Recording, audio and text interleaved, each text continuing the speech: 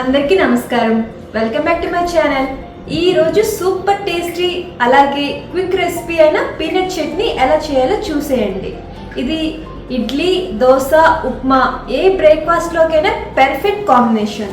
So మరి అలాంటి recipe చాలా ఫాస్ట్గా ఫ్యూ మినిట్స్లో రెడీ చేసేయచ్చు.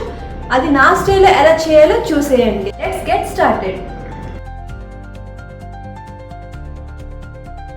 ముందుగా ప్యాన్ పెట్టుకొని అందులో 1 కప్పు పల్లీలు వేసుకోవాలి. పల్లీలు అన్నిటినీ రోస్ట్గా వేపుకోవాలి. పచ్చివాసన పోయి మంచి రంగు వచ్చే వరకు బాగా వేపుకోవాలి. ఒక 5 నుంచి 10 నిమిషాల వరకు ఫ్రై చేసుకొని ఒక బౌల్లోకి తీసుకొని పక్కన పెట్టుకోండి. ఇప్పుడు అదే ప్యాన్లో 2 టేబుల్ స్పూన్ల నువ్వుల నూనె వేసుకొని ఒక 6 నుంచి 7 వరకు వెల్లుల్లి రవ్వలు, అలాగే 4 లేదా 5 పచ్చిమిరపకాయలు వేసుకొని బాగా ఫ్రై చేసుకోండి. ఇప్పుడు 2 టీ స్పూన్ల శనగపప్పు, అలాగే 2 టీ స్పూన్ల మినప్పప్పు వేసుకొని బాగా ఫ్రై చేసుకోవాలి. ఒక 2 నిమిషాల పాటు ఫ్రై చేసుకున్నాక పక్కన పెట్టుకొని కొంచెం సేపు చల్లారనివ్వాలి. కొత్త వాళ్ళు ఎవరైనా మా ఛానల్ని చూస్తే సబ్స్క్రైబ్ చేయండి. ఇప్పుడు ఒక మిక్సీ జార్ తీసుకొని వేయించి పెట్టుకున్న పల్లీలను బ్లెండర్లో యాడ్ చేసుకోవాలి.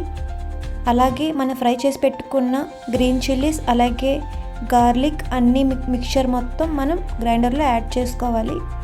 ఇప్పుడు 1 టేబుల్ స్పూన్ సాల్ట్, అలాగే కొంచెంగా చల్లటి నీళ్ళు వేసుకొని బాగా గ్రైండ్ చేసుకోవాలి. మనకి ఇక్కడ చల్లటి నీళ్ళు వాడడం వల్ల చాలా స్మూత్గా వస్తుంది. అలాగే మనకి మిక్సీ జార్ అనేది ఫాస్ట్గా వేడవ్వదు.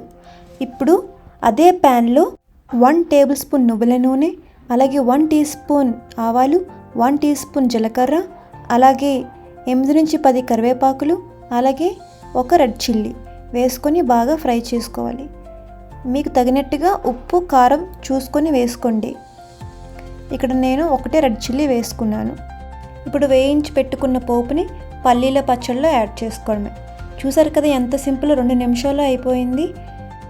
చాలా ఈజీ ప్రాసెస్. ప్రతి ఒక్కరు ట్రై చేయండి. కామెంట్లో చెప్పండి ఎలా ఉందో. నెక్స్ట్ వీడియోలో కలుద్దాం. Until then bye bye. Watch the video until the end.